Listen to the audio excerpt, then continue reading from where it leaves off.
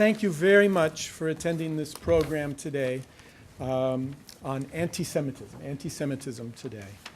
My name is Joshua Cole. I'm the acting director this semester of the International Institute, and I'm also a professor of history here at University of Michigan.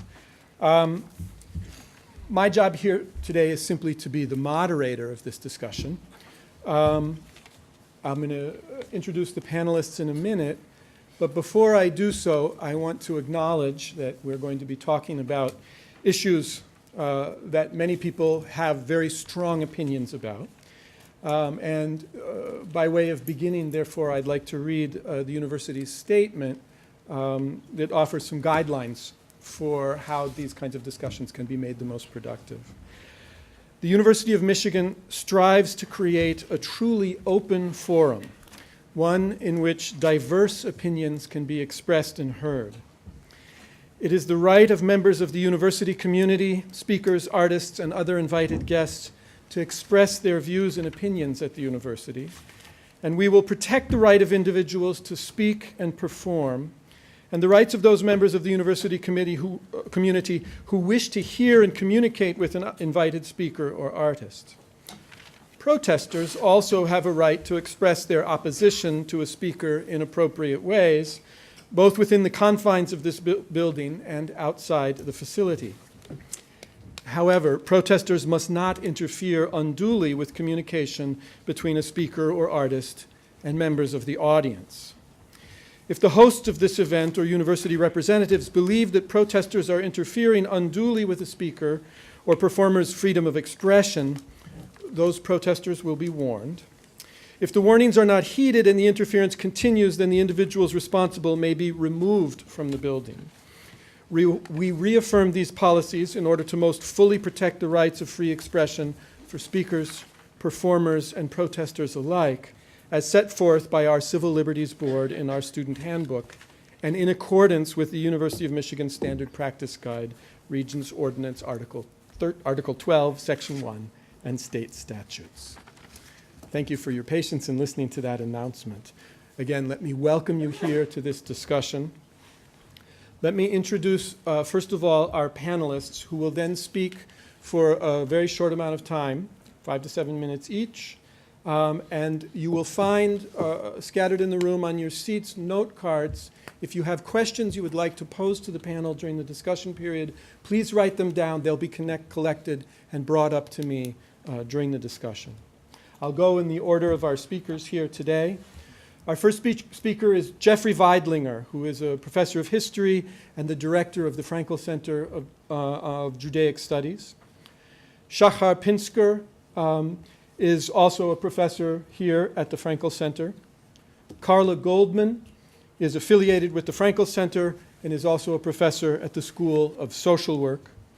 Alexandra Minna-Stern is a professor of American culture with appointments also in the history department, in women's studies, and at the medical school in obstetrics and gynecology.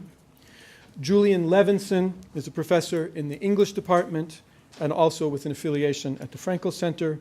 Stephen Ratner is a professor at the law school with also affiliations at several of our centers here at the International Institute. Thank you very much for being here. Jeffrey? Okay, thanks. Thank you, Joshua. Thank you, everybody, for coming, and thanks to the International Institute and to Margot for helping organize this, and to LSA also for co-sponsoring, and to everybody else, all my fellow panelists who are here as well.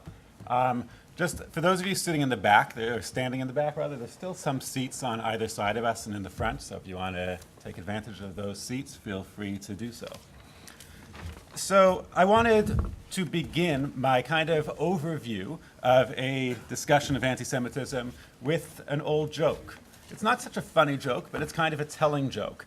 And that is, there's two Jews sitting in 1920s, we'll call it, Poland, a time in which anti-Semitism was really pervasive, and they're sitting in a cafe reading the newspaper.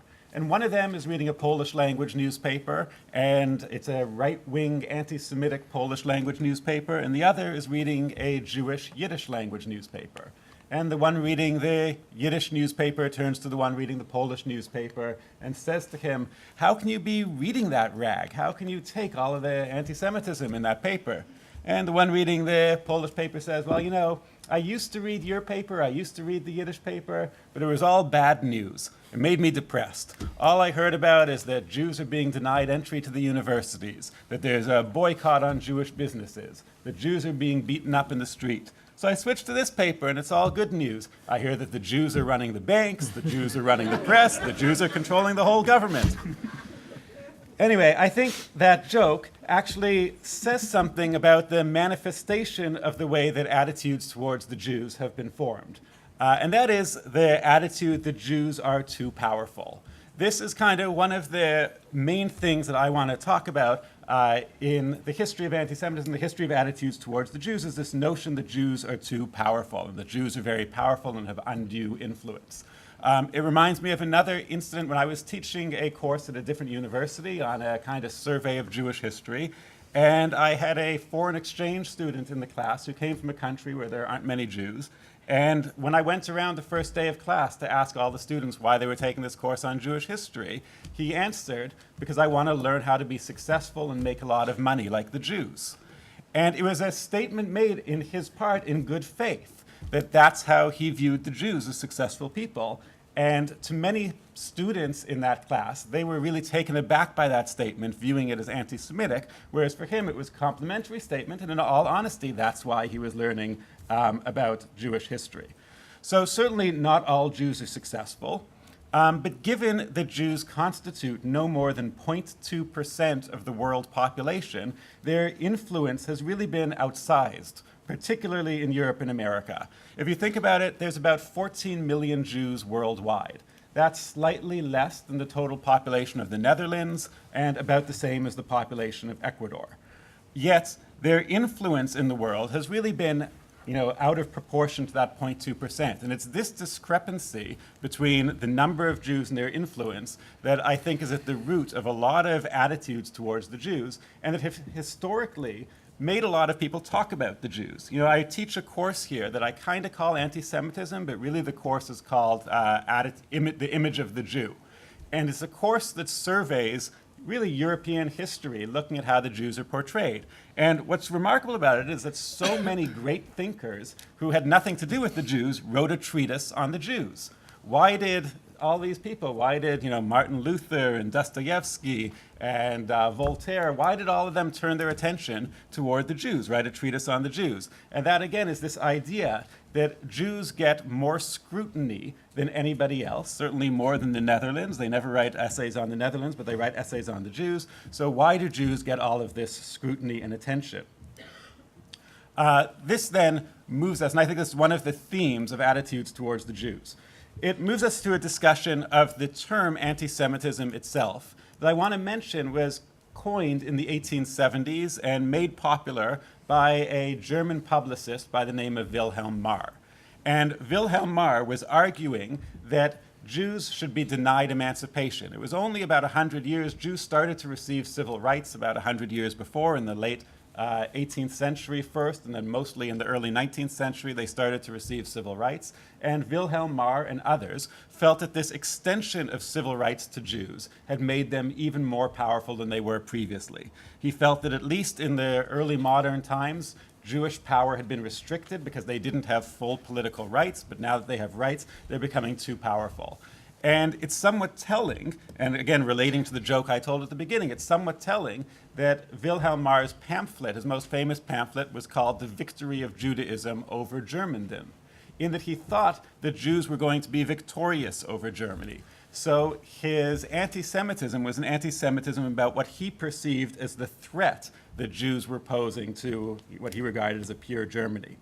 So although the term in the 1870s was new, the term anti-Semitism was new, the concept was not. And the concept drew upon attitudes towards Jews. And this is one of the things that historians today, and really literally today, in the most recent episode of the American Historical Review, there's a whole forum of the discussion of anti-Semitism. And one of the main things that historians of anti-Semitism debate is whether anti-Semitism is new, originating in the 1870s, or whether it's an age-old concept. And if it's an age-old concept, whether it's a continuous concept or whether it's continually evolving. And there have been some who have said it's continually evolving and some who believe that it's a consistent concept. And while both are correct, obviously, that there are some aspects of both arguments that are correct, I want to use my remaining minute or so to point out one of the consistencies that I have seen in this concept of anti-Semitism and attitudes towards the Jews, and that's the notion that Jews have too much power, that Jews are outpowered.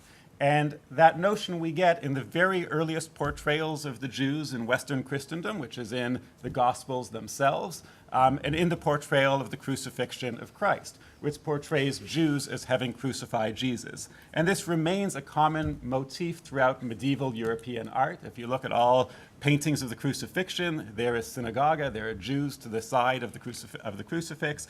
Jews have always been portrayed as the people who crucified Christ, a very serious accusation. And this means the Roman Empire was the most powerful empire the world had ever seen. And it is, of course, the Roman Empire that actually crucified Jesus. And the notion that behind this, the most powerful empire that the world had ever seen, there were a few Jews who were really pulling the strings and really perpetrated the crucifixion of Christ, is a trope that we see recurring throughout history. We see it recurring throughout, again, the early modern medieval period. We see it in the modern period with Wilhelm Marr coining the term anti-Semitism because of what he sees as too much Jewish influence. We see it more recently in the writings of Henry Ford in the Dearborn Independent, in which he accuses Jews of having too much influence in ruining American theater, ruining American tailoring industry, ruining theater even. He sees Jews as having their hands in all of that. And we see it as well in accusations against the current American government or even previous American governments that have said that it's really Jews controlling the strings behind those governments, or the government of Hungary, in which there's a common accusation right now that it's Jews controlling the strings behind the government. And I just want to conclude on one final note, which is that this is why I think in the contemporary world today, in places like the University of Michigan and elsewhere, the language of privilege has become very threatening to some Jews. Because this is although we recognize that there is privilege at play in a lot of conversations, including a lot of conversations that Jews are involved in, that notion of privilege rings to this idea of having too much influence, that Jews are being attacked precisely because they have influence. And I think that's just one of the tensions that's kind of emerged in modernity, in the modern ways of speaking. So I know we had short time, so I'll end it on that, and hopefully we'll have more time for discussion. So who's next? Shachar. Okay, I'm next. So thank you, Joshua, and thank you, the International Institute, for organizing it. And I'm glad Jeff went before me, because I would like to touch on the very knotted issue of anti-Semitism, Zionism, and Israel. And when I thought that I would like to talk about these issues, and then it became clear to me that I have only 7 minutes, I thought, oh my God, what did I sign up for? You know, it's impossible to do it. So it is impossible to do it, and my modest goal in the next few minutes is to give a short historical perspective on this topic, which I hope will help to clarify some of the confusion about the lines between criticism of Israel, about Zionism, and anti-Semitism today. And I have to say that much of what I'm going to be talking about is not new or original. It actually should be common knowledge, but I have a feeling that it's not the case, especially with so many people nowadays, politicians, political activists, people on the media, even people on campus, are using and abusing terms like anti-Semitism, anti-Zionism, Zionism, and Israel without taking time to understand where they came from, what they used to mean, and how and what they mean today, and how they should use really very carefully. So I want to start by really connecting to something that Jeff was talking about, to note that historically speaking, both Zionism and anti-Semitism are new terms that were invented around the same time, when the term anti-Semitism was coined in the 1870s by Wilhelm Marr, which Jeff was talking about. And when he founded his Antisemitenliga, the League of Anti-Semites, it was an old and new thing at the same time, right? I mean, it was new because unlike the religious hatred against Judaism, it was hostile to the Jews on the secular grounds that they are an alien race, a people apart from the rest of humanity, For them, Jews were the enemy. Wherever they go, they form a state within a state. Conspiring in secret, they work together to promote their own collective advantage at the expense of the nations or society in whose midst they dwell and on whom they prey. Now, the term Zionism was coined only 4 years later by Nathan Birnbaum, when at the age of 19 he founded Kadima, the first Jewish student association in Vienna. This was 15 years before Theodor Herzl convened the first Zionist Congress in 1897 and became the leading spokesman of the political Zionist movement. So Zionism, both Zionism and anti-Semitism are new words, but of course they relate to old ideas, both the hatred against Jews or the idea the Jews have too much influence and they don't really belong in the countries where they are, and also the idea that Jews aspire to some identity on its own are old ideas, and at the same time these are modern phenomena because they both relate to the 19th century notion of nationalism and nation state that created what became known as the Jewish problem. Political Zionism is linked to anti-Semitism in at least two ways. One, Herzl and other thinkers were drawing on anti-Semitic discourse, sometimes even internalizing it in order to articulate the Jewish problem. Number two, for Herzl and others, Zionism as a political movement to establish a state offered the solution, the only workable solution in his opinion, to the problem of anti-Semitism. So at the end of the 19th century and beginning of the 20th century, Zionism was a new movement. It captured the imagination of many, but was also a small movement with lots of different conflicting ideas. Most Jews around the world were not Zionist. Traditional Jews were non-Zionist. Many of them still are non-Zionist because for them the hope of Zion and redemption was not part of a political agenda, but something that is part of Jewish religion and the belief in the Messiah. For many secular Jews living in the diaspora, Zionism was not the solution. Many of them were drawn to socialism. It was attractive for many Jews. Immigration to America, which promised religious freedom. And there were even Jews who were attracted to the idea of modern nationalism, but tried to articulate an idea of diaspora nationalism, arguing with Zionists. And from the very beginning, Zionism was far from being one thing. People like Ahad Ha'am, the Zionist thinker, actually accused Herzl, saying that anti-Semitism beget Herzl, and Herzl beget the Jewish state. Nathan Birnbaum, who coined the term, observed that a Zionism that has no better foundation than anti-Semitism is doomed to failure. Its fate sealed right from the very beginning. So this is how it started, and I think it's important to keep it in mind. Later on, when in 1917, when some Jews immigrated to Palestine and began to realize this Zionist idea, and when the Balfour Declaration was made about seeing with favor the establishment in Palestine of a national home for the Jewish people, it actually caused alarm for British Jews. The Board of Deputies for British Jews and Anglo-Saxon Association wrote that it is part of and parcel of a wider Zionist theory which regards all the Jewish communities of the world as constituting one homeless nationality, incapable of complete social and social identification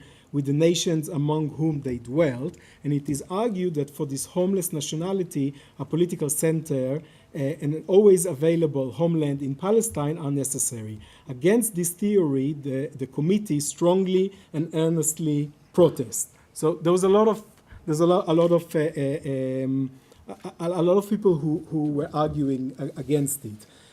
Of course, if we move to today, or a situation in which after 70 years after the State of Israel was established, things are very, very different, right?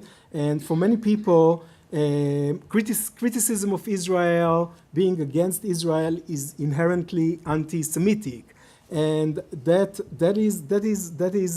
is something that sometimes is true, but we should always be careful not to confuse those. So some things that I wanted to say, and then we'll leave some time to maybe the discussion later, is that identifying Jews and Israel, assuming that Israel speaks for all the Jews around the world, and that all Jews are supporters of the Israeli government, is actually part of anti-Semitic discourse.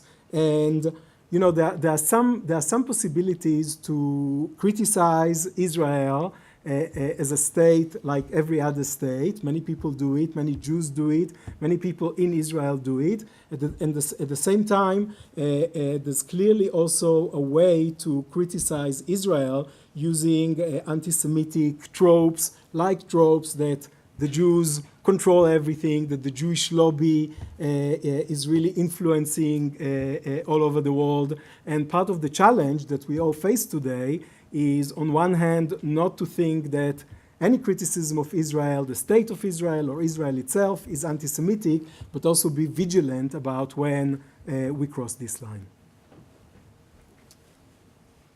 Can you hear us okay? Okay. So my comments today start with my own efforts to understand why it feels so difficult to take anti-Semitism seriously at a place like the University of Michigan. While liberal institutions like this one take historical and contemporary oppressions very seriously, there are lots of ways in which anti-Semitism doesn't seem to be a good fit for the way that we understand oppression. And I think the difficulty with taking anti-Semitism seriously seems to be, as referenced here, that it targets a group that these days is known as much for its privilege as for oppression. And because of that, there's a tendency to dismiss anti-Semitism as a relatively trivial compared to other prejudices, and its potential victims as less vulnerable than others who are disenfranchised on different axes, economically, politically, socially, etc. More than that, as again is referenced here, in response to issues like BDS or the recently withheld letters of recommendation to study in Israel, we become accustomed to hearing what feels like a somewhat justified resentment against a group that seems too privileged, too influential, too powerful. But when we do that, when we sort of see that resentment as justified, we fall into a trap, really the trap that anti-Semitism sets. Through history and again today, anti-Semitism is used to divide activists and allies on the left. To understand how this works, we need to recognize that while anti-Semitism and racism are very different in ways in which they're expressed and in terms of their impact, they are each core constituents of the larger phenomenon of white nationalism and supremacy. So you may have been hearing a little bit about George Soros recently. Have people heard about George Soros recently? Do you know who he is? He's a Holocaust survivor and successful businessman who contributes a great deal to liberal causes, including electoral politics. But he has truly seemed to be everywhere these days. He was invoked by President Trump in the lead up to the recent election as the funder of the refugees approaching the US border. He was likewise identified as paying off those who were protesting against Brett Kavanaugh, including the women who held up Jeff Flake in the elevator to convince him to hold off the vote, and in general of funding Trump protesters. We were warned on Fox News of a Soros-occupied State Department. And the successful gubernatorial candidate in Florida, Ron DeSantis, warned voters that his African-American opponent was seeding Soros-based activists into their state government. So, a very powerful man, what's going on there? It's important for us to understand that even if it doesn't make sense to us why we're hearing so much about Soros, white nationalists understand exactly what is going on when Trump and others refer to Soros, who stands in as a symbol of this international symbol of powerful Jews. We need to understand these references in this logic because anti-Semitism is really being used, and even this targeting of Soros, as a fundamental glue and fuel that drives white nationalist ideology. How does this work? It's disturbing how it works. So when people of color and women of any background protest, organize, run for office, as seen as successful in organizing their own initiatives, initiatives, white nationalists don't think that those folks are able to do it on their own. They don't have the brains, they don't have the skills, they don't have the resources. So how is it that we're seeing a successful, potentially successful, say, African-American candidate for governor in Florida? There must be someone, some people who are brainier and more resourced behind them. And for hundreds of years, that figure has been the Jew. And it turns out, indeed, Jews, like Soros, have been supportive of progressive causes. Not as what I would call a conspiracy, but as a way to advance their own liberation and that of others. Why in the world do you think that the shooter in Pittsburgh believed he could stop this immigration that threatened him so by targeting a group of elderly congregants at a Pittsburgh synagogue? He was right that Jews do things like create and support organizations like HIAS, the group he was targeting, and thus in his own distorted mind, stopping Jews was a stand-in for stopping the immigration he found so threatening. It made sense to attack Jews because they support and advocate for the rights and needs of refugees. That's also why DeSantis, his comments make sense. There must be shadowy figures behind Gillum. He was implicitly suggesting that Gillum's success could only be as a puppet of powerful Jews. Now, while some of this might seem to be marginal in the mind, for instance, of the Pittsburgh shooter, we need to see that this kind of strategy is hiding right before us in plain sight, not only among extremist activists, but at the very center of power. So I'm going to read you the last pitch in Trump's campaign in 2016. This was accompanied by a series of pictures of people who were not identified. Hillary Clinton was one of them. Every other person that was shown, one of them was Soros, was Jewish and involved with money. Why was Trump running? To address those who control the levers of power in Washington and the global special interests. They don't have your good in mind. This is the same group responsible for our disastrous trade deals, massive illegal immigration, and economic and foreign policies that have bled our country dry. Now that rhetoric is not probably too much different than you would have heard from the Nazi Party in the 1930s, bleeding the country dry. And it wasn't, even though many of us may have seen that and not made the connection, it was not subtle. And when you hear it in this frame, I hope it doesn't seem subtle to you. White nationalists know that the tropes informing anti-Semitism are neither outdated nor marginal, as some of us might think they are. And it turns out those currently leading our country know this too. Why? Why are they using them? Is it because they're all anti-Semitic? I don't know. But they do know that these tropes have worked for thousands of years to stir up hatred and to pit targeted groups against each other. As we think about how to respond both emotionally and strategically to this moment, we need to remember that racism and anti-Semitism are not in competition. They are different but pernicious hatreds that diminish all of us and our hopes for what this country and our world should be. Great. Thank you, Karla. In fact, my presentation builds off of some of the comments you've just made and delves deeper into the literature of white nationalism. What I want to talk about is white nationalist literature and textual production and also social media production in the United States, with a focus on the way in which anti-Semitism is woven into it and indeed sits at the very core of white nationalism. Oh. Is that better now? Okay, good. I was told not to move the mic, so I couldn't, but now I've moved them, so. So I'll just reiterate that. I'm going to talk about white nationalism and anti-Semitism, and this is based on research that I've done that looks closely at white nationalist intellectual production, or we could say faux scholarly production, things such as long-form essays and also a plethora of books that have been published by white nationalists. These ideas are then reiterated and ricochet around social media, and I'm going to be sharing some images that reference some of the themes I'm talking about. And there's really two main points that I want to make. Part of the resurgence of anti-Semitism that is connected to white nationalism today is part of a historical narrative written by white nationalists in which Jews are responsible for the decline and the death of the American dream. In fact, Jews are responsible for everything that started to go wrong in the United States in the year zero, which was 1965. You will find in the writings of white nationalists a great deal of blame placed on Jews for the passage of the Hart-Celler Act in particular, which, as many of you know, is the Immigration Act that replaced racial quotas with the family reunification system, and in complex ways paved the way for what is part of our ongoing demographic transition in the United States. So I'll just read you a quote from Kevin MacDonald. Some of you may be familiar with him. He's kind of a veteran white nationalist, very much on the forefront. He's been kind of one of the leading spokespeople for anti-Semitism within white nationalism, and he's published a trilogy of books that discuss the dominant strategies of Jews.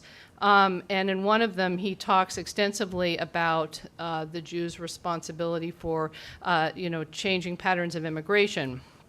As he wrote, the organized Jewish community was the most important force in enacting the 1965 law, which changed the ethnic balance of the country, end quote.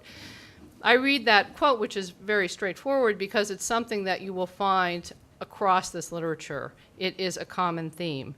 So 1965 is seen as a year in which, very much in line with what my co-panelists have stated, Jews were behind the scenes manipulating the levers connected to immigration. And also, if you remember, 1965 was the year of the Voting Rights Act, in which African Americans were enfranchised to a greater extent. And also, it was a time in which we were at the tipping point for civil rights movements and pride movements and kind of the social movements that have really changed the landscape of American society. So you find this theme and this kind of narrative hook in the writings of Kevin MacDonald and also Greg Johnson, who recently published a book entitled The White Nationalist Manifesto.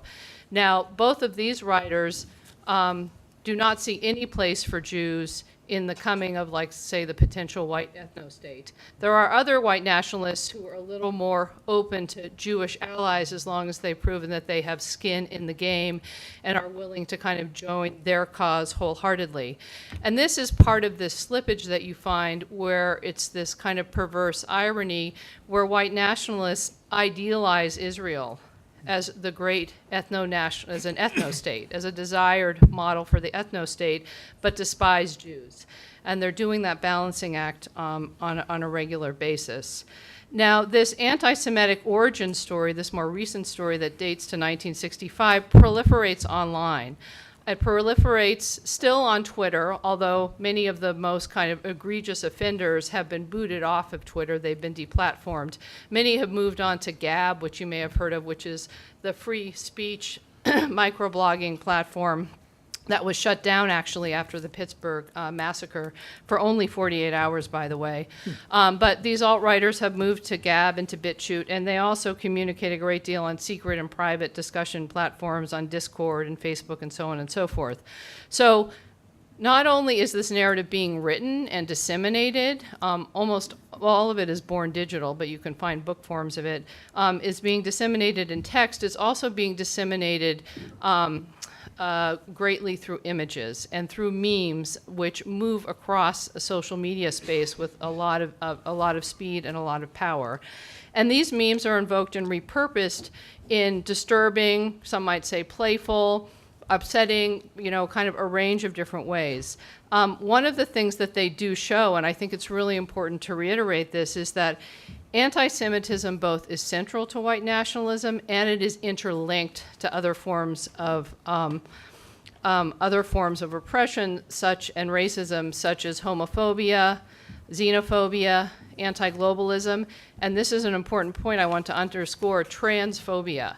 And I can talk more about the sexualized dimensions of kind of this package that contains anti-Semitism. In my last minute, I want to share two images from Twitter and Gab. These are very disturbing images, forewarning. So, I'm taking them with kind of a sense, the sobering sense that they deserve. And I don't know, they were uploaded onto the, sorry,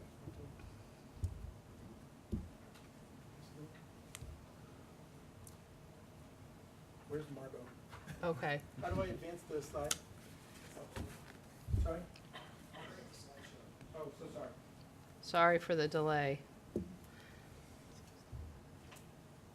You can just move through the talking points and go right to the images. So this image was posted by someone. Her handle was, or their handle was Empress Wife. She was banned from Twitter just in October 2018. She's very much of a Holocaust denier and a traditionalist. The reason I show you this image is it couples this kind of ideal-like, white, heteronormative family with this narrative of 1965 as the turning point. And so when you see that year, 1965, listen closely, because there is narrativization work going on there with it. They obviously equals the Jews there, so it's not that hard to unpack this image. The next one is the more disturbing image. This is something that proliferated starting in the summer of 2018. It started on Twitter, it moved on Gab, it's also made its way around different blog posts. And what you have here, again, the symbolism can hit you over the head pretty easily, but just to unpack it quickly, you have the two representatives of kind of old white Europe with the Iron Cross and the Viking hat, and then versus the uncontainable multiracial feminist horde, which is always spilling over with excess and with extremity, breaking the boundaries and causing disruption and so on and so forth. And what you see is that in the back, well, what symbol is behind it all and is kind of infecting the unruly masses? Well, it is this representation of the Jew with the Jewish head in the back, the Star of David. And then for those of you who recognize the symbol, I guess towards the back, the shining symbol, that's actually the Nazi symbol of the black sun, which the idea is that will kind of burn out the clouds and burn out this unruliness so that old Europe can be reestablished as new Europe. So I could talk a lot more about these images, but I really think it's important to start unpacking these and seeing the overt and the more subtle ways in which they're influencing the visual repertoires around us today. Okay, thank you. Yeah, disturbing indeed. And I would like to try to add another wrinkle to this. So we've seen very clear discussion of the linkage between the Jew with the figure of the all-powerful, the force behind negative social change. We've seen how that's manipulated by the white nationalists on the right, and we've seen very persuasive arguments that anti-Semitism needs to be situated alongside other forms of oppression, racism, homophobia, transphobia, etc. However, to complicate the story, Jews have not always found a comfortable place on the left. So I'd like to shift from anti-Semitism on the right to say a few things about anti-Semitism on the left. Jews, simply put, have not been welcome as Jews to the party of progressive politics in a way that's been seamless. I just want to also mention that this has a long history. We're academics, we like to go back to the past, but this, I hope, will resonate a little bit with the present. This is from a novel written in 1936 in Yiddish about communist revolutionaries. And there's a Jew amongst all these Polish non-Jews. This is by Israel Joshua Singer.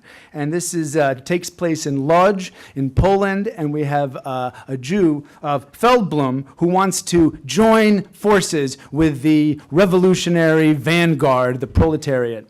Although he spoke Polish as well as any Christian without the trace of an accent, his name and appearance militated against him. Even within the party, Feldblum often heard pointed allusions to his heritage, despite the fact that all comrades were considered equal.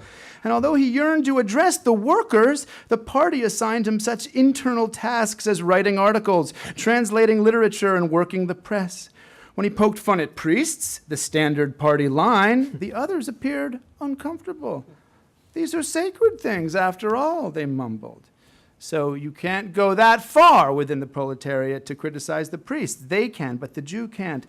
Feldblum knew that these vestiges would be rooted out in time. He would become a pure proletarian. Still, he felt a deep sense of hurt. And since he was assigned internal tasks towards that end, he performed them with fervently inbred zeal. So I'm hoping this might ring true among the activists in the room who are engaged in progressive social change, working to link anti-Semitism with other forms of oppression and not finding a similar understanding that Jewish oppression can be associated with those other forms of oppression. In the academy, part of this is particularly ironic, given the ways in which Jewish history and experience has really generated a lot of the terms and concepts used in ethnic studies. For example, the idea of a diaspora, the response to genocide, the response to trauma, code switching, the use of multiple languages, even post-colonialism is a theoretical paradigm. Jews fit quite naturally in their fight against the British Empire in the period leading up to the statehood of Israel. Jews, the Zionist liberation project can certainly be associated with India and with Algeria, but you never hear those kind of linkages on the left. Why is this? Well, there are some of the same tropes, the association of Jews with power, with privilege, which blinds some progressivists, I think, to other forms of oppression, and it has the tragic result of leaving Jews often stranded between the right and the left. The question of Israel is obviously paramount here as well, with the sense that that Jews in the diaspora in the United States have a kind of knee-jerk Zionism that will come out. And so this becomes very quickly incendiary in discussions on the left. The code word today, which stands in place of the proletariat from the previous years, I would say is ethnicity. So the question is, are Jews an ethnic group? I think we have a lot of work to do in the academy to try to identify ways in which Jews are an ethnic group and have faced some of the same kind of histories as other ethnic groups, but are also not. In other words, there are ways in which Jews don't quite fit in. So, and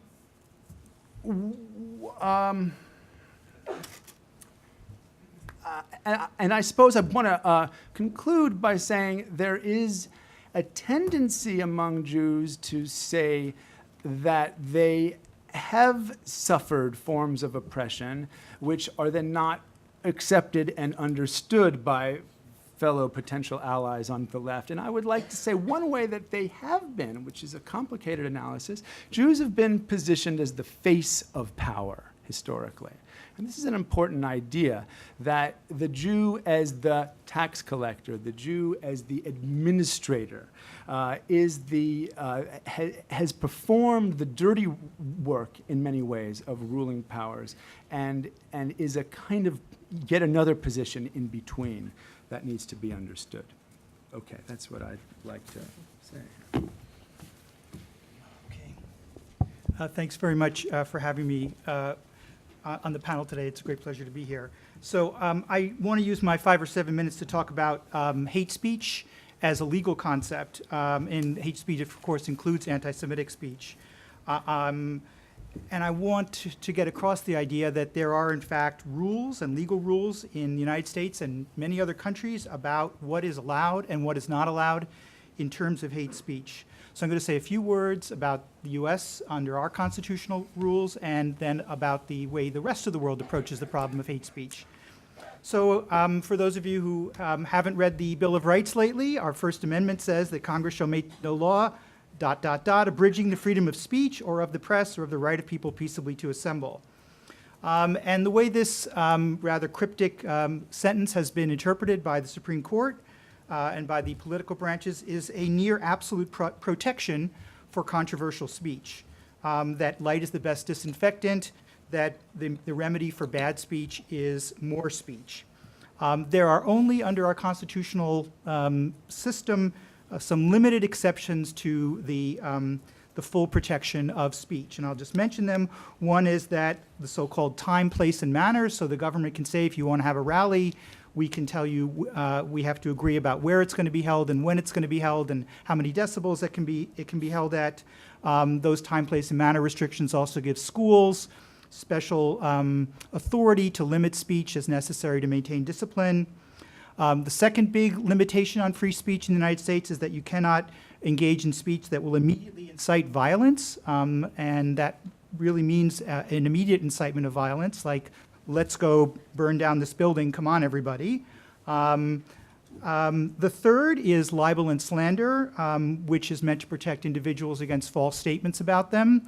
But if you're a public official, the protection that you enjoy under the First Amendment is far more limited, because the media is said to have a far greater amount of free speech rights, and thus they have a greater leeway to criticize individuals. The fourth limitation is that one cannot engage in immediately threatening speech against an individual. That's the crime of assault.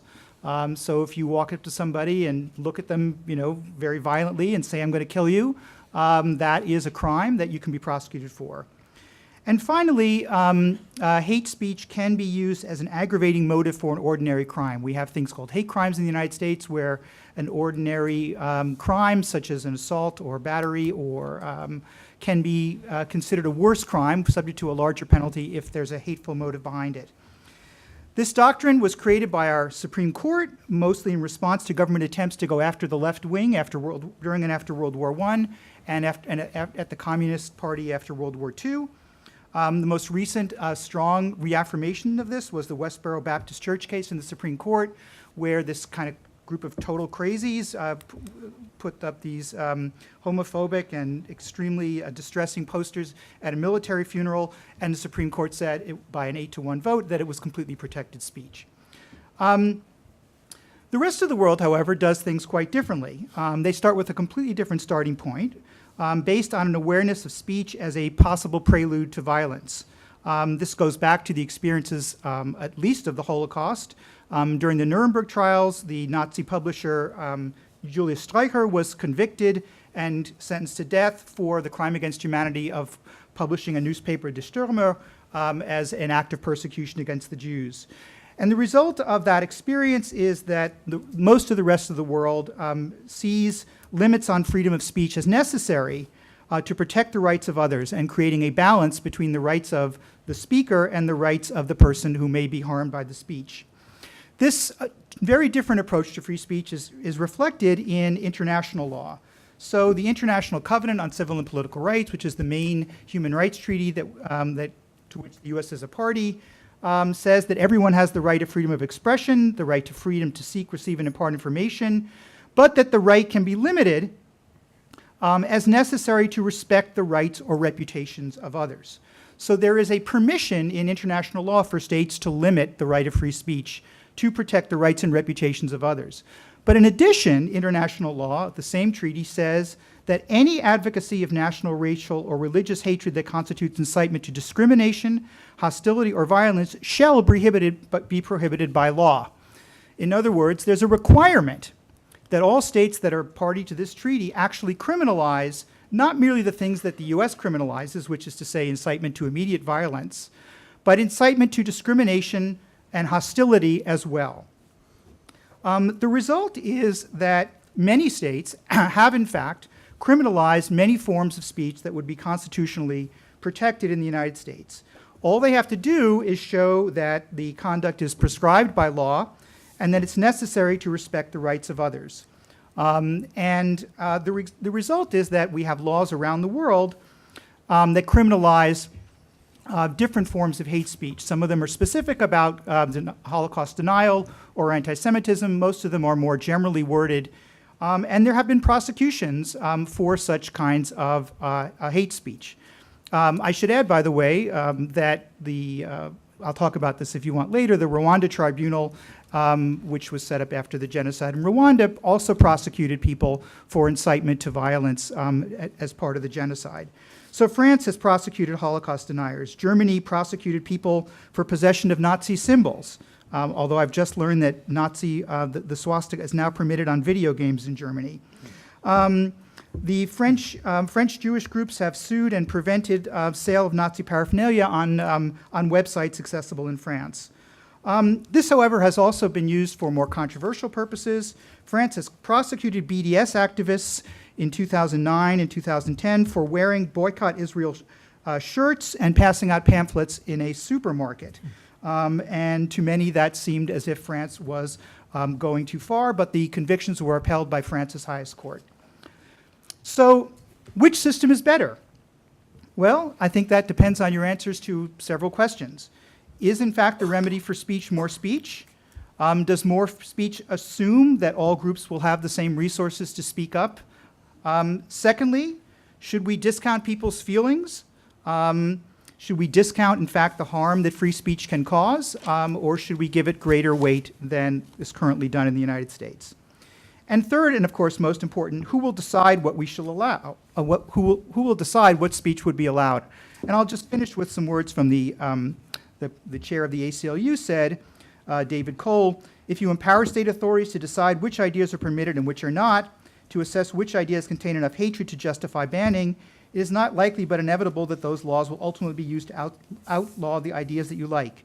It's virtually impossible to articulate a standard for suppression of speech that would not afford government officials dangerously broad discretion and invite discrimination against particular viewpoints. Maybe, maybe not. Let's talk about it. Thanks.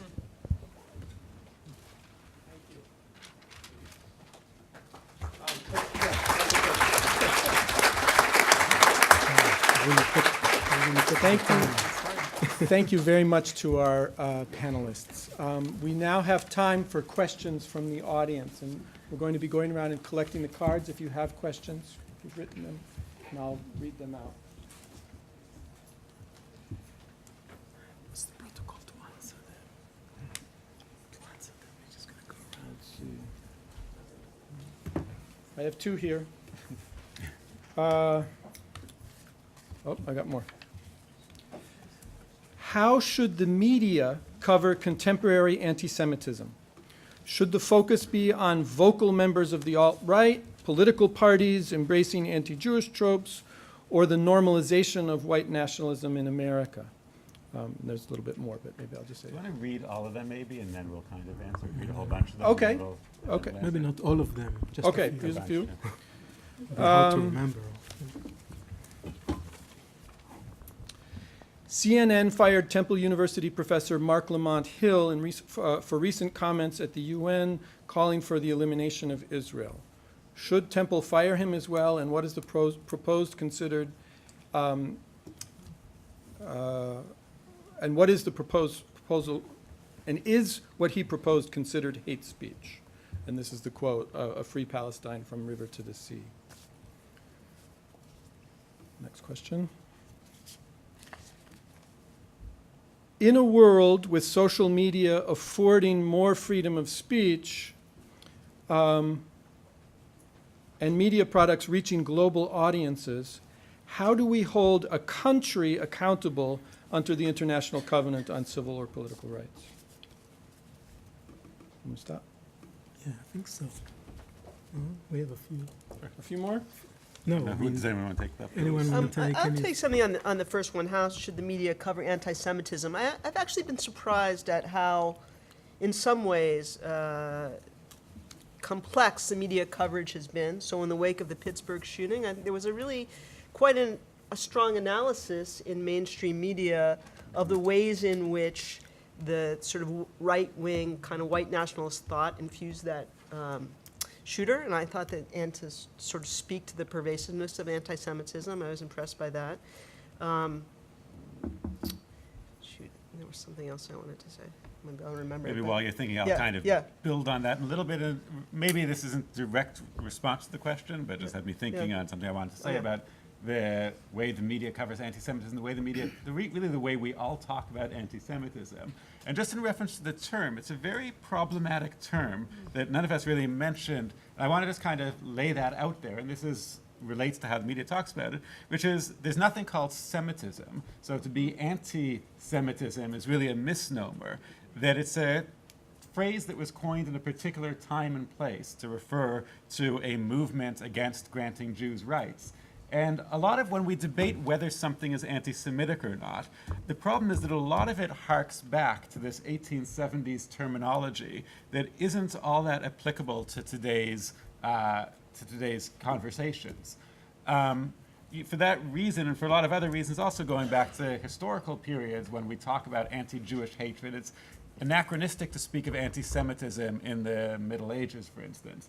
And a lot of historians and a lot of thinkers are preferring other terms like Jew hatred, or I prefer the term Judeophobia for that reason, because Judeophobia also then links to these other phobias that we've talked about, the transphobia, Islamophobia, homophobia, and places it within that context. So really what we're talking about is a phobia, is a hatred of this people, rather than some pseudo-scientific terminology like anti-Semitism.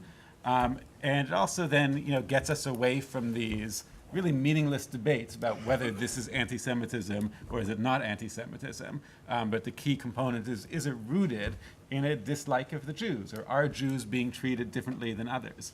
And to kind of get to a little bit about the Israel question related to Mark Lemon Hill, that, I think it's as Shachar was saying, it's okay to criticize Israel, as people do, and it's okay to criticize Israel harshly.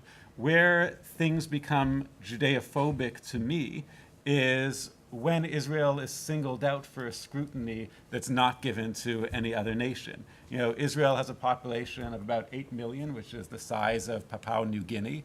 And the country itself is about the size of New Jersey, which is the 5th smallest state, yet it's given undue attention, much like the Jews are given undue attention. So it's the same phenomenon that I was talking about, but in this respect, Israel is a stand-in for the Jews. And just the amount of scrutiny that Israel is given and the amount that people look at it through a microscope really leads to almost an obsession with the country that's not given to any other nation or any other country on earth.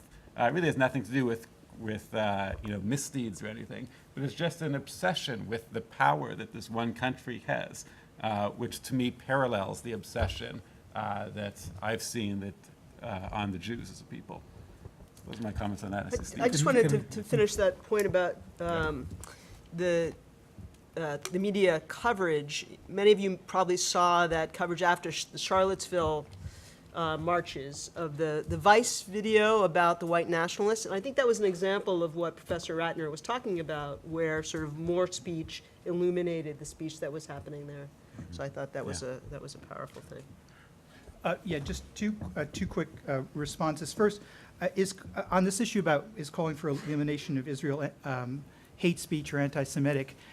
I think it really, again, depends on context. If you're having a academic meeting or a meeting like this where you're talking about the future of the Israel-Palestine, and somebody says, I think we need a binational state, which has been said by a lot of Israelis, it's hard to see that as anti-Semitism. If somebody uses words like throwing the Jews into the sea, it sounds a little bit different, if that's the way to get the binational state. So much of it depends upon the context, as Jeff indicated.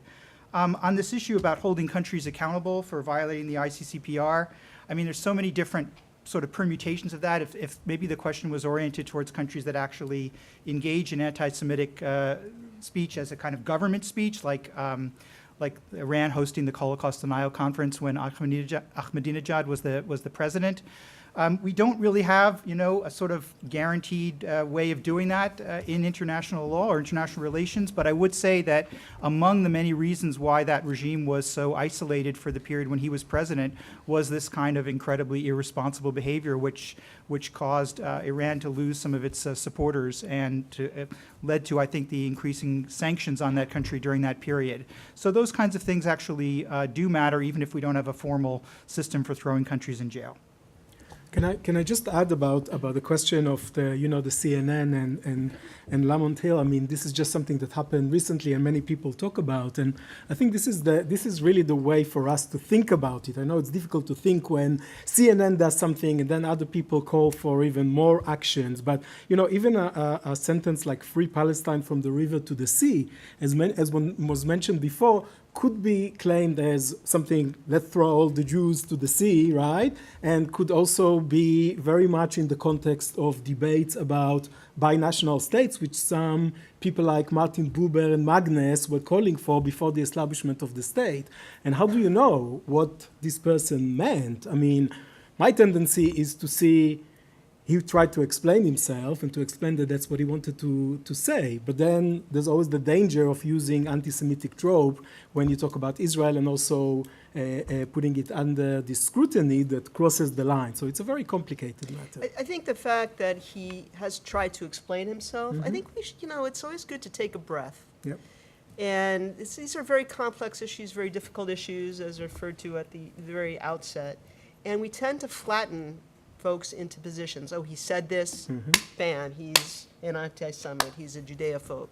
And giving him a chance to talk, and also for all of us in these contexts of conversations like this to grow and to learn, is something that unfortunately our culture, and certainly academic culture, doesn't have that much room for.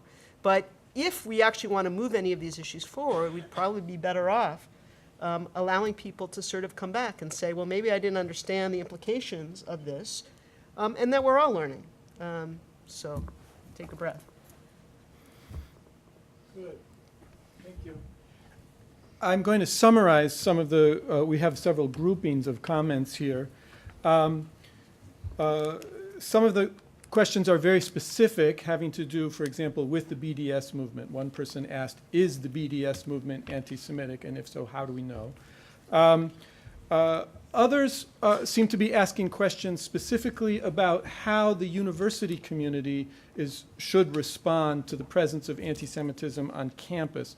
Is there something particular about the university as a community that requires a different response?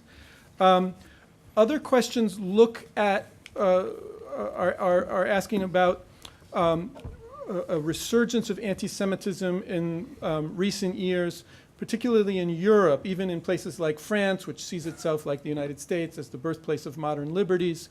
How do we talk about what seems to be a rise in anti-Semitic violence and anti-Semitic activity in places like that? Good. Who wants to be the first? Well, I'll just say one quick thing about BDS and about critique of Israel in general, which has already been hinted at. The problem with language is it calls into effect, it calls into the present a host of associations that speakers are not in control of. Sometimes they intend some of those associations and not all the time. Sometimes these words have a particular force because of associations that the speaker feels and so uses as a rhetorical weapon without thinking through the history of associations. So one of the things we get to is the problem of intention. I think that it's very important to distinguish between a word as a rhetorical weapon or a rhetorical tool and the host of associations that come along with them. People do not intend all of the associations. With the case of Jews and Jewish history, the vocabulary has been laced for centuries, maybe millennia, with negative associations. And these make critiques sound downright anti-Semitic, Judeophobic, when in fact the intentions might not go nearly that far. But what this does mean is that people on all sides need to be educated, of course. So that's just to be sure. I'm just sort of reiterating Karla's point here about taking a breather and separating a sign from the host of references, which are there, and which in different contexts have spelled murder, extermination, the most egregious kinds of historical injustice you can possibly imagine. But it is very troubling. It's dangerous to associate all of those associations with each use of the language. I just wanted to make that point. Maybe I'll respond a little bit to the BDS, whether BDS is anti-Semitic question, which I don't think is it's a problematic question for the reasons that I outlined previously of where I think anti-Semitism is a problematic concept and problematic terminology. But I will say that I'm somewhat troubled when the United States government singled out 5 nations for a travel ban that happened to be majority Muslim population. We were all very quick to call it Islamophobia. But singling out one country for special treatment or special sanction that happens to be majority Jewish, we're not willing to call Judeophobia. And I think we need to, I don't have an answer, but I think we need to think about why the same people who are very quick to call one Islamophobia the singling out of one nation for sanction or 5 nations is reluctant to call the other Judeophobia, why those aren't parallel cases. So that is something that I struggle with, and I don't have an immediate answer. I will also say that historically, boycotts a boycott is a very extreme measure, and they aren't used all that often. The example that we most commonly come up with is South Africa, but that was already many years ago, and it's a very extreme measure to isolate a country that way. And for Jews in particular, boycotts have a history. That Jews know that boycotts were imposed upon Jewish businesses in Poland beginning in 1913. One of the very first things that the Nazis did when they came to power in Germany in April 1933 was to impose a boycott on Jewish businesses. So boycotts have this resonance within Jewish historical memory that makes it a triggering, that kind of triggers something. So again, I don't think that the BDS movement is intrinsically anti-Semitic by any means, but I do think that we need to think about those issues for why some people associate it with anti-Semitism. I just want to make a comment on the question about the university response. It may not be about the university response, but about thinking about how these issues play out in universities. So really, they should be the places where that taking a breath happens, right? Mm-hmm. Where we get to interact with people with different backgrounds than ourselves, different political commitments, and have a conversation where we're learning. Ironically, of course, universities turn out to be somewhat the opposite, right? It's where there are flashpoints for conflicts between groups. And this is often so it happens around BDS, for instance. Why is that one of the arenas where it's getting sort of battled out? So it's just this irony that we have a very unusual context here for pluralism. And this panel in part is meant to exemplify that. But also we had to speak very quickly about very complex topics, and some of us may have misspoke. And people might take that and put it on a newspaper headline, and then suddenly it's a big fight and it's a blow up and it's a controversy, right? That's one of the problems with social media, is that things get flattened, and that's a problem for all of us in these conversations when we flatten each other. So, while the university might be a place that happens, what would be nice to see the response of the university is to try and make real conversations happen. I guess I wanted to say a few things. The first is going back to the social media question, which is that you have to approach these memes and these images with great caution. I think it's very important to unpack them and examine them, but there is also the risk both of the amplification both of white nationalist rhetoric and of white nationalist memes.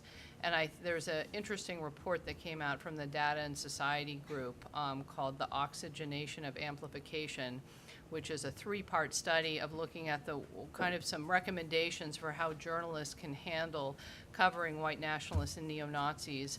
What are the ways of kind of always maintaining that critical edge and not slipping into amplification? So that's something I've been very aware of as I've been looking at these images and thinking of their power. And the other thing I'd just like to add in terms of thinking of the resurgence of anti-Semitism, which we do see around us in news stories every day, in in the US and in Europe, and I mean, I'm reading something almost every day in the mainstream news and other news sources I look at about swastikas painted and, on someone's locker or those types of things. We know that's happening. And I would just urge us to definitely keep that present, but to look at the ways in which it's interconnected with other forms of racism and oppression that are going on and the kinds of othering. So it is not, for example, a coincidence that over, I think it's the number 15,000 children, Central American children who don't know where their parents are being detained on the U.S.-Mexico, on the U.S. side of the Mexican border right now, and that there's this rise of anti-Semitism. And so I think it's really important to look at the kind of the moment in all of its kind of contextual facets and to think about what some of those connections are.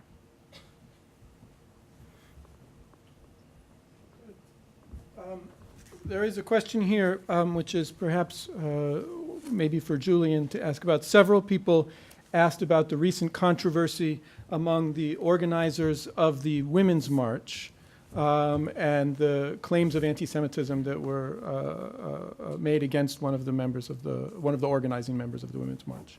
And the question specifically was, how should Jews look or seek for allies among other progressive groups that seem to be siding or making statements that might be construed as anti-Semitic? I don't know the actual statement. I don't want to oxygenate this, but some of the leaders one of the leader of the Women's March in particular, Linda Sarsour, who has been identified. No, go ahead. Has been identified with a lot of outreach to Jewish groups, particularly raising money in the wake of the Pittsburgh shooting among Muslim communities, as well as of the cemetery desecrations, has been challenged about particularly not condemning Louis Farrakhan, and also for supporting BDS. So, but also sort of representing the march in 2017 in January, the Women's March, and it going forward. And, it's raised a lot of questions about sort of what is politically correct in the Women's March. Are there sort of red lines around certain issues? I think most recently there was a slur against her for absconding with that money, which speaks to, which I would say is not true, but speaks to kind of the energy against sort of that kind of movement, right? It all comes together, as Alex is saying, that sort of she is somebody who's targeted and somebody who represents, so really what's the challenge? The challenge is to think about what it means to be allies when all of your causes that you care about may not align and which may seem to exclude others. That's the challenge that we face. How do we have a conversation? How do we learn from each other? Can we work with people who disagree on issues that may seem very existentially important to some of us? But note, again, the ways in which people are disparaged in ways that do not really represent what they do. The fact that she was called on this thing, which is something that reflects her outreach and connection with the Jewish community, suggests that just a knee-jerk reaction among some to say, well, it can't happen because we don't align. I mean, and really, sort of American politics now, think about how these hatreds work, right? This is a textbook example. There are a lot of people in the Jewish community that align with a lot of the concerns that Linda Sarsour and the Women's March organizers are framing, and yet people are being said, if you're good with anti-Semitism, then walk away from the Women's March. These are being used to divide the left, right? I mean, that's the key to sort of thinking about this. There are tough questions about who is in and who is out of that coalition. And one of the questions that comes up, for instance, is like pro-life people, but who have a problem with the current administration. Do they have a place in the Women's March? So there are all kinds of fault lines there. Right. So all I would add is that from my sense is that Sarsour has been particularly outspoken and particularly admirable in the rapidity with which she responded to the desecration of those cemeteries, and I would take that on good faith. And Pittsburgh as I well. would take that on very good faith. In other words, don't demand that every that item on the checklist of Jewish causes be checked off. I thought that was a very, very good faith effort on her part to extend a gesture of solidarity with the Jewish community. And this is a good stand-in, for instance, for a similar question that might come up about Black Lives Matter platform. And there's a statement in there that targets Israel as a genocidal state.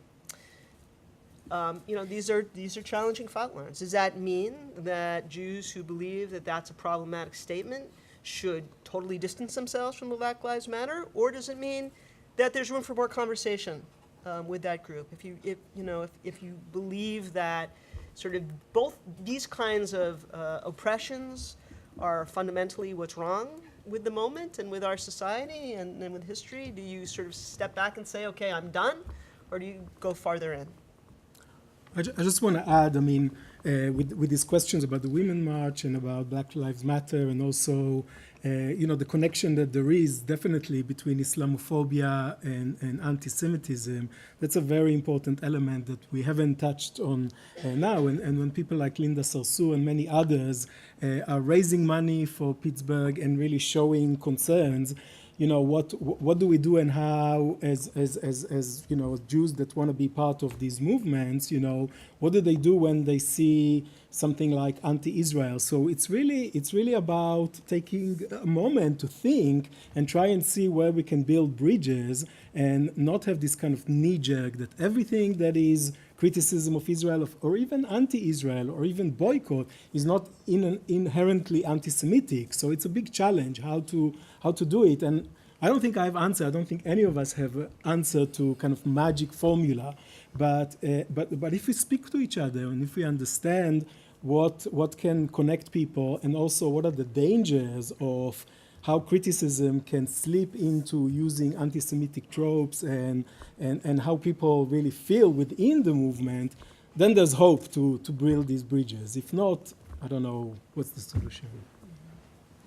Maybe to summarize it just in a very straightforward way, I would never say that BDS is inherently anti-Semitic. I think that's something that I go on record saying. Yep. I just think that would be I want to make... I just had one other point. I think sort of, in a sense, we have sort of two invocations of anti-Semitism. It's sort of being used, the white nationalist use is to get more whites to behind them by accusing everybody else of the Jews being behind everybody else. But then you also see this sort of, maybe you wouldn't call it a white nationalist, but a certain right-wing use of anti-Semitism to scare people and to sort of break up the progressive side. And that's a deliberate tactic too. And it's also disturbing because it then ends up that certain kinds of groups are tarred as anti-Semitic when they're really not, which becomes a kind of diversionary tactic away from the anti-Semitic groups that we should be focusing on. And that's a really tough issue to navigate, but we should be aware that some of this accusation is quite a deliberate tactic and not done out of some sort of principled defense of the Jews. I want to maybe pick up on this. I'm going to take off my hat as moderator and put on my hat as French history professor, partly to pick up on the question about France, but also to talk about the connection that Shachar makes about anti-Semitism and anti-Muslim sentiment, particularly in Europe today. And I think it's important, one of the ways that we can facilitate these difficult conversations between ourselves is to understand the complexity of the shared history that goes on here. In Europe, both anti-Semitism and anti-Muslim thinking have been used to create a notion of what Europe is at various times in history. And I'll tell you a little bit about how that worked in France.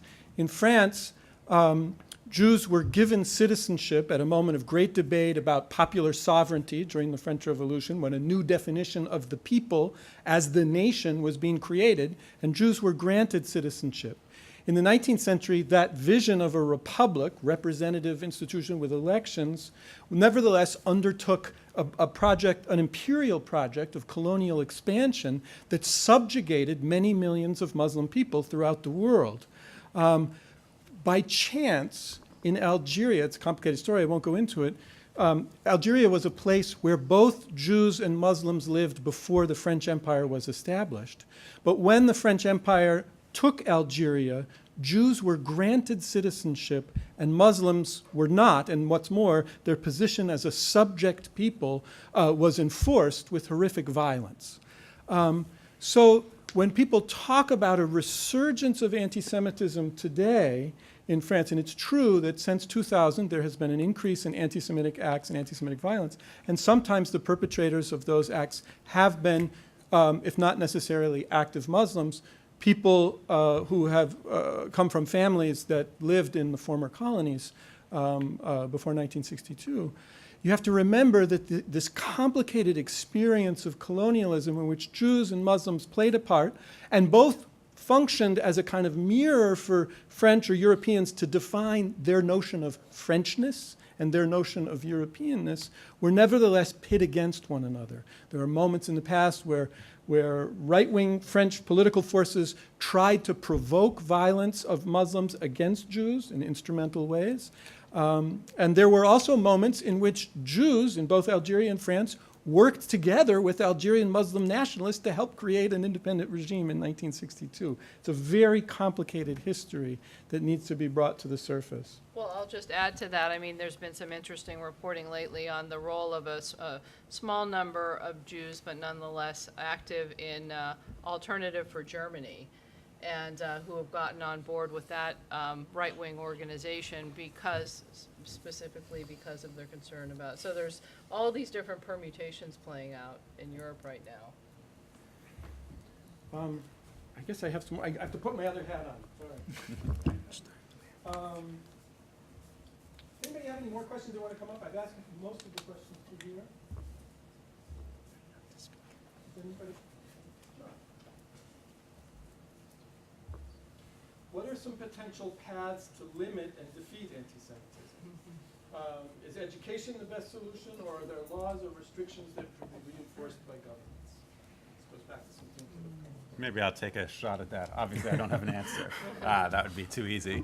But since we are here at a university, and to answer one of the earlier questions about what we can do at a university, and I think this is one thing we can do here at a university is educate, and I think that's what we try to do, and to converse with each other and to talk across what are sometimes boundaries. And we can do that, not only in a forum like this, which is only, an hour and a half, but in our classes in the university is this race and ethnicity requirement that allows us to address the intersection between different types of bigotry and different types of racism and hatred. We can do it in dorm rooms and educate each other, not only in the classroom in a forum like this, but educate each other by talking to each other in informal circumstances as well. There's probably laws that could be passed too. I can let Steve or somebody else answer that. But education is key. I just want to say one other thing before I answer that, which is that it reminds me, I know that Hillel is hosting a series of conversations about anti-Semitism next semester, and you can look into them and go find out from them exactly what they're doing and what's going to happen there. But that's one venue in which to have these conversations among ourselves. So I would just say that in terms of the United States, there's no possibility of addressing anti-Semitism through restrictions on speech, given the limited exceptions that I talked about. I really do think it's an open question about how the rest of the world should handle it, and whether there is, in fact, a role for the criminal law in egregious circumstances, as long as the law is applied for hate speech against all groups and not it doesn't just pick on or to the benefit of particular groups. So that's a bit heretical given the American approach to things. But there is a historical basis for the idea of regulating some of this through law, and I think it's an experiment that's still in progress. Can you comment on sort of some effort to equate BDS with anti-Semitism at a legal level? Kenneth Marcus. I'm actually not familiar with that. I have to look into that. The French case has been the French case in which the BDS demonstrators were found guilty of violating this French statute on hate speech and fined, has been criticized by a lot of human rights groups. And it's also been supported by a lot of Jewish groups in France. And I'm not aware of any other country that has gone that far with using their hate speech laws. And given my views about how you should interpret international law and what they were doing, I certainly think they went too far in that case. But I'm not. But I don't get the sense that that is something that's being used in any other country at this point. There is something called the working definition of anti-Semitism, right, that you may know about, that's been adopted by some, that's been used in some contexts in the European Union and Britain, and is now circulating around the State Department, has been adopted in parts of the State Department, and Kenneth Marcus, who is the the current head of the Office of Civil Rights in the State Department, I guess, is trying to promote.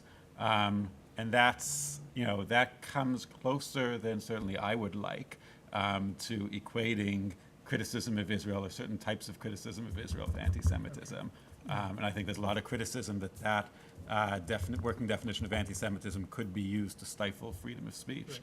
And that's, a debate going on. In the last minute, I won't say an opinion on it, but. Yeah, no, I mean that's a problem by itself, because I mean it goes back to what you were saying, that anti-Semitism is a problematic term and it includes many different things, and I'm not convinced that all these new attempts to redefine anti-Semitism is actually helping in any way. So I don't know if that's moving us into the right direction. But I just want to reiterate what Jeff was saying, that in a limited way within the University of Michigan, what we are doing here, and the fact that this is part of the International Institute, this is really the best way to go. And I have to say, I am concerned with the atmosphere recently in the university and how anti-Semitism has been used. And I hope that we will find ways to speak to each other across the campus and not just kind of in insular groups. I think that's the most important thing that we as scholars can do and as the university can do. One more question. Maybe not. I can't read this one. The person can share. Okay, I got it. There seems to be a lack of movement towards establishing a solution to the Israeli-Palestinian situation on the part of U.S. and Europe. Wouldn't a strong continuous effort towards solving these long-standing conflicts between Israelis and Arabs ultimately have an impact on anti-Semitism on a broader scale? That's a big question to start opening now when we have 1 minute. I don't know if...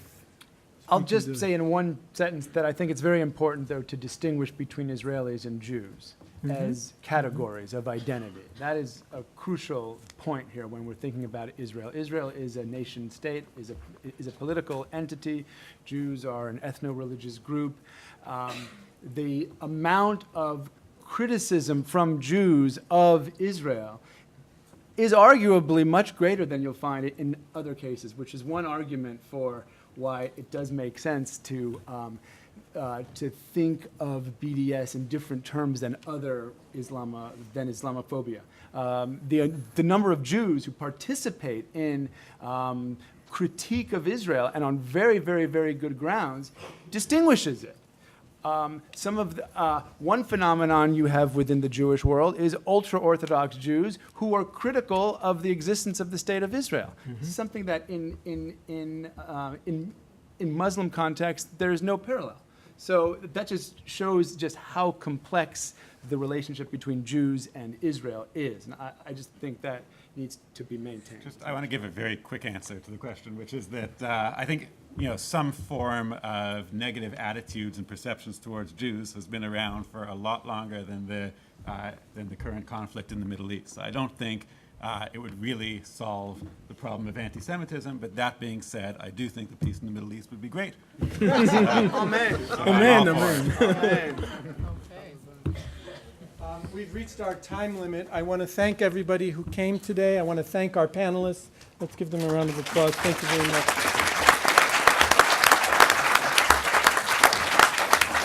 And please feel free to come up and offer any questions you have to the panelists in an informal setting. Thank you.